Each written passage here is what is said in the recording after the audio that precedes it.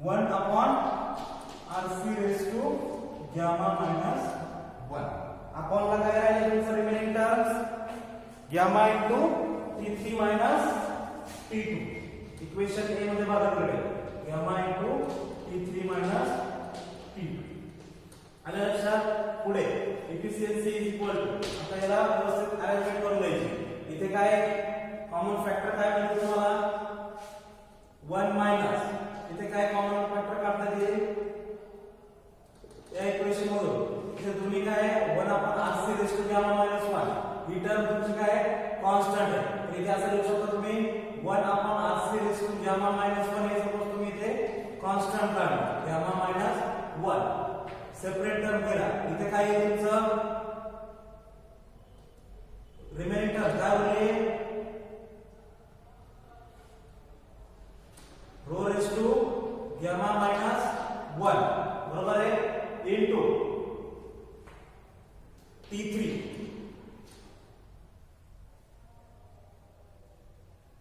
Minus हे बाहेर गेले इथे काय उरलंय T2 बरोबर आहे. पुढे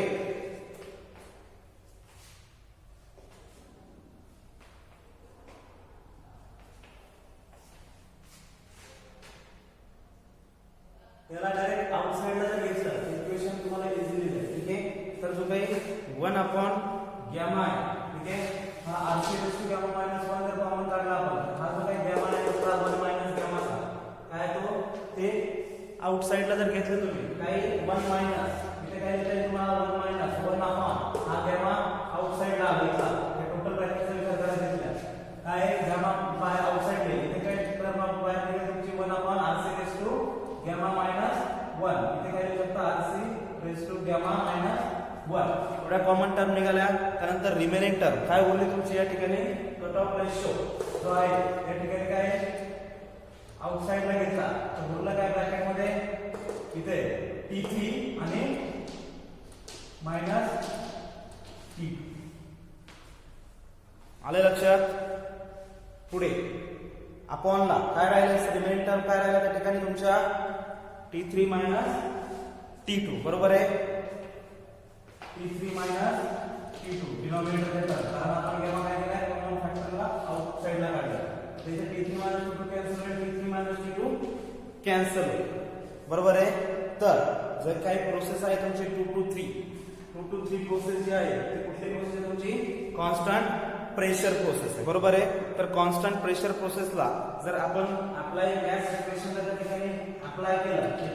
इथे लिहून घ्या तुमचं दिलं तर 1 upon gamma into RC raise to gamma minus 1 into म्हणजे काय उरलेले म्हणजे त्या ठिकाणी rho raise to gamma minus 1 बरोबर आहे. इथपर्यंत समजलंय. आता जे काही गॅस इक्वेशन असतात ते काय तुमचं Pv is equal to mRT पण ठीक आहे process for process 2 to 3 is constant pressure process. ठीक आहे कॉन्स्टंट प्रेशर प्रोसेस तर कॉन्स्टंट प्रेशर ला काय तुमचं P2 is equal to P3 बरोबर आहे. बाय युजिंग गॅस इक्वेशन काय लिहू शकतो तुम्ही या ठिकाणी by using gas equation Pv is equal to mRT बरोबर आहे. तर जो काही व्हॉल्यूम आणि टेम्परेचरचं रिलेशन आहे त्या ठिकाणी तुम्ही 2 to 3 प्रोसेस साठी असं लिहू शकता V2 अपॉन T2 किंवा T2 अपॉन कसं लिहिलं तरी काही अडचण नाही. V2 upon T2 is equal to V3 upon T3 आलं लक्षात. फॉर प्रोसेस 2 to 3 कारण ती कोणती प्रोसेस आहे तुमची कॉन्स्टंट प्रेशर प्रोसेस. आता या ठिकाणी T3 ची व्हॅल्यू जर फाइंड आउट करायची असेल तुम्हाला काय T3 ची व्हॅल्यू या इक्वेशन मधून therefore T3 is equal to काय T3 इकडे गेला इथे काय रिमेनिंग टर्म तुमच्या V3 upon V2 into T2 पण तुम्हाला V3 अपॉन V2 ची व्हॅल्यू माहिती काय V3 अपॉन V2 काय असतो तुमचा cut off ratio. Therefore T3 ची व्हॅल्यू काय आहे या ठिकाणी तुमची रो इंटू T2 बरोबर आहे. ही झाली तुमची T3 ची व्हॅल्यू. आता या ठिकाणी T3 ची व्हॅल्यू T3 ची व्हॅल्यू जर सबस्टिट्यूट केली तुम्ही तर T3 ची व्हॅल्यू सबस्टिट्यूट केल्यावर तुम्हाला काय भेटेल सपोज ते कॅन्सल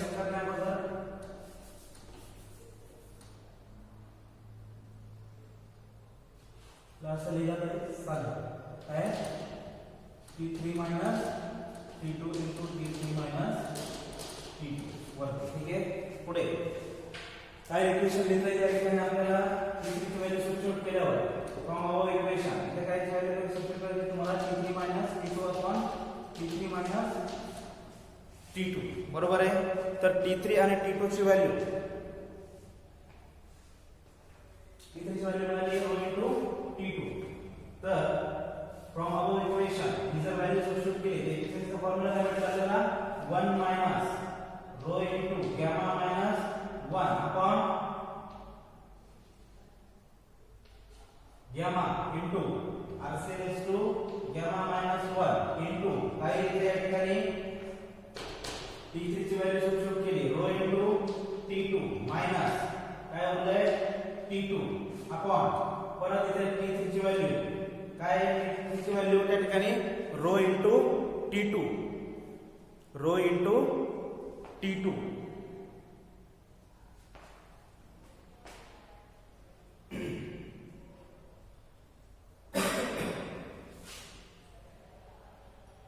रो इनटू t2 हे रब करतो मी.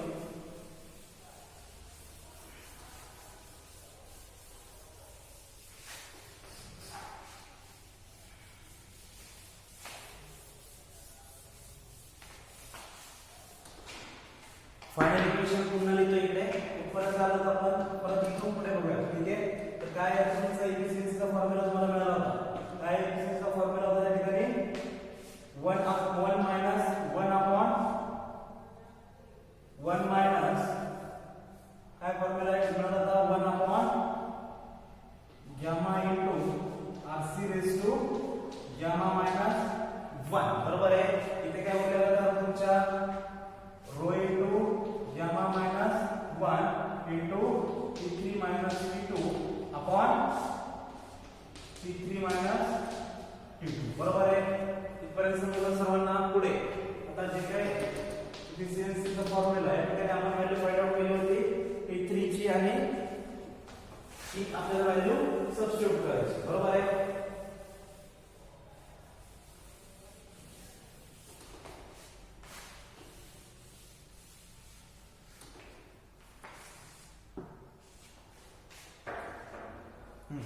तर पुढे काय लिहिता येईल या ठिकाणी तुम्हाला फ्रॉम अबोव इक्वेशन 1 मायनस पुढे जी काही t3 ची व्हॅल्यू असेल ती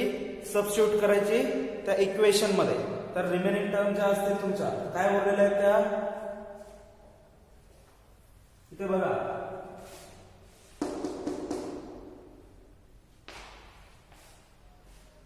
1 minus 1 upon gamma into RC raise to gamma minus 1 into ρ raise to gamma minus 1 into t3 ची व्हॅल्यू काय आहे या ठिकाणी तुमची ρ इनटू t2 मायनस t2 बरोबर आहे. अपॉन ला काय t3 ची व्हॅल्यू पुन्हा ρ इनटू t2 मायनस t2 समजलंय. आता पुढे जर हा ब्रॅकेट सॉल्व केला त्याची व्हॅल्यू काय म्हणजे तुम्हाला 1 upon gamma into RC raise to gamma minus 1 हे कसं आहे इनटू पुढे जर एक तुम्ही इकडे मल्टिप्लाय केलं तर या ठिकाणी ρ into gamma minus 1 into gamma इथे काय असेल तुमचा रेज टू 1 ρ कॅन्सल होईल काय जर सेपरेट केलं तर ठिकाणी काय ρ रेज टू गॅमा शिल्लक आहे बरोबर आहे. ρ रेज टू गॅमा शिल्लक राहिलं इकडे काय पुरे तुमचं ρ मायनस 1 t2 काय निघेल त्या ठिकाणी कॉमन निघेल बरोबर आहे. काय निघेल कॉमन त्या ठिकाणी रिमेनिंग टर्म इथे t2 कॉमन काढले तुम्ही इथे काय ना ρ मायनस 1 म्हणजे इथं t2 कॉमन समोर इथून t2 कॉमन निघेल. तर काय आहे इक्वेशन इकडे बघा ρ minus 1 upon ρ minus 1 into t2 upon t2 cancel झालंय इकडे. आता हे ब्रॅकेट सॉल्व करायचं काय इक्वेशन तुमचं इथे सॉल्व केल्यानंतर काय 1 minus 1 upon gamma into RC raise to gamma minus 1 into काय रिमेनिंग काय होईल या ठिकाणी ρ रेज टू गॅमा मायनस 1 तर प्रत्येकाला दिलं त्या ठिकाणी. तर इथे काय होतं तुमचं ρ रेज टू गॅमा 1. आलं लक्षात? हे ब्रॅकेट सॉल्व केलं तर या फॉर्म मध्ये आता पुढे त्याला कसं लिहायचं तुम्ही 1 मायनस 1 अपॉन गॅमा जो आहे तो इकडे घेऊन जाऊ आपण RC रेस टू